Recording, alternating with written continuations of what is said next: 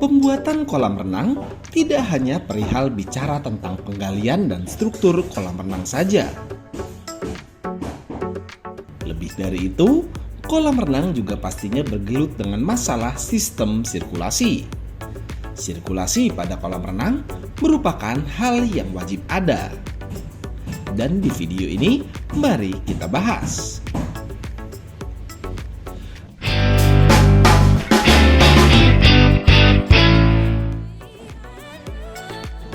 Dua kolam renang umum yang sedang kami kerjakan di Tapos, Depok, Jawa Barat kali ini memiliki dua sistem yang berbeda.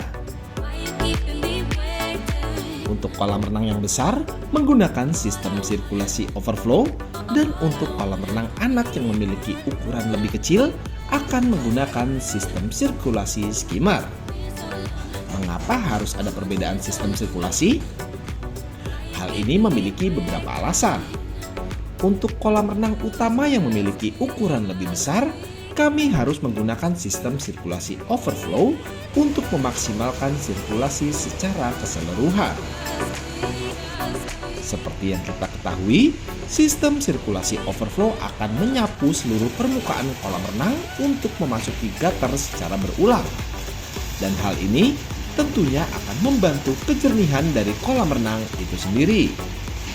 Sedangkan untuk kolam renang anak yang memiliki ukuran lebih kecil, cukup dengan menggunakan sirkulasi skimmer yang hanya mengandalkan skimmer box. Walaupun tidak seluruh permukaan tersapu seperti halnya pada sistem sirkulasi overflow. Tapi jangan khawatir jika Anda memiliki kolam renang besar tapi ingin menggunakan sistem skimmer sebagai pilihan sirkulasinya.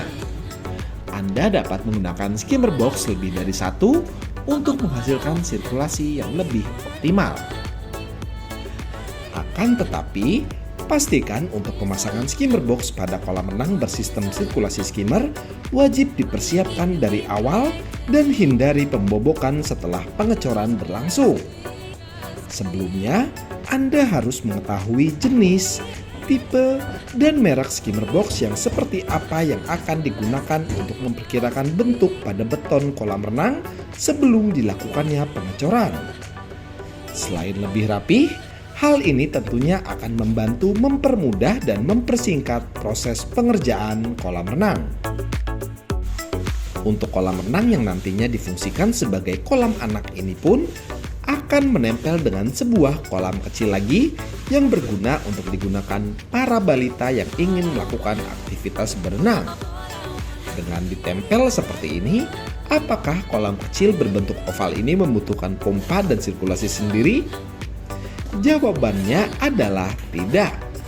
Karena bentuk dari kolam renang ini akan membantu menjaga seluruh sistem sirkulasi kolam renang yang menempel menjadi satu kesatuan ini cukup hanya dengan menggunakan satu buah pompa dan satu buah skimmer box untuk mencakup keseluruhan sirkulasinya.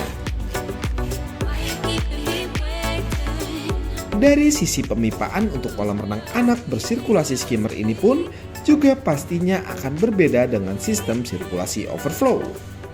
Pada kolam renang skimmer, pemipaan akan lebih sedikit dibanding overflow.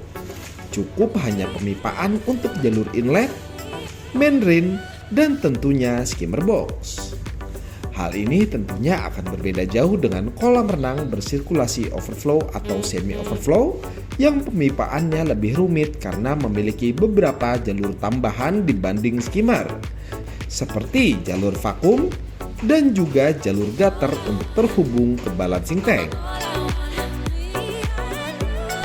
Selain masalah pemipaan yang lebih rumit, sirkulasi overflow juga membutuhkan lahan yang lebih karena akan dibutuhkan sebuah balancing tank untuk menampung limpahan air yang memasuki gutter.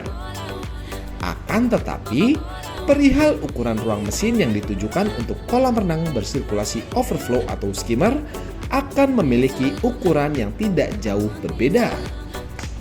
Walaupun sebenarnya ukuran ruang mesin tentunya akan berbanding lurus dengan ukuran kolam renang yang dibuat. Semakin besar ukuran kolam renang, maka peralatan penunjang sirkulasinya seperti pompa dan filter juga akan semakin besar pula.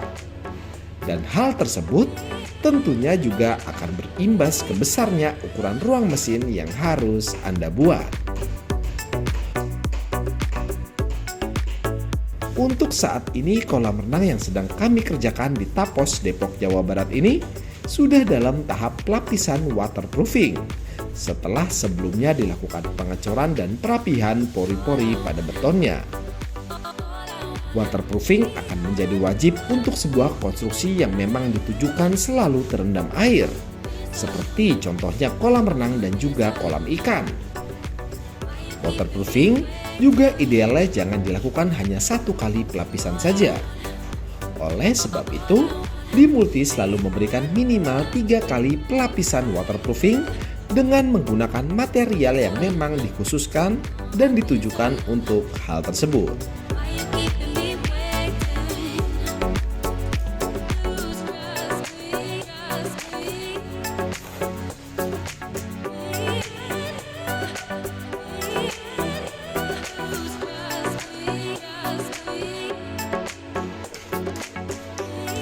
Bagaimana menurut Anda? Apakah perihal sirkulasi ini terlihat mudah untuk Anda? Sekedar sedikit saran dari kami.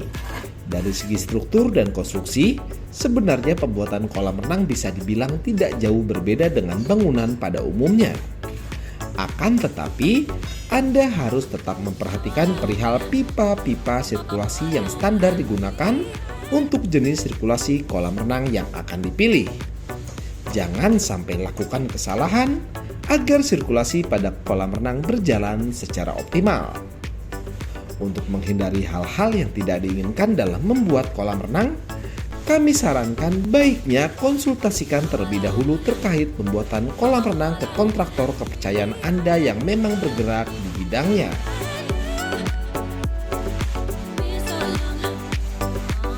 Terima kasih telah menyaksikan video kami.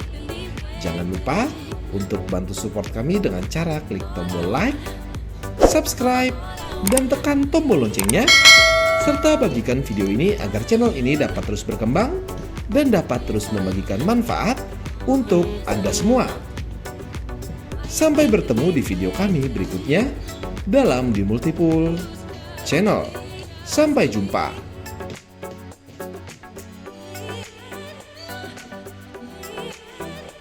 Jika Anda membutuhkan jasa pembuatan ataupun renovasi kolam renang yang berkualitas dan juga bergaransi, Anda dapat menghubungi kami di nomor berikut.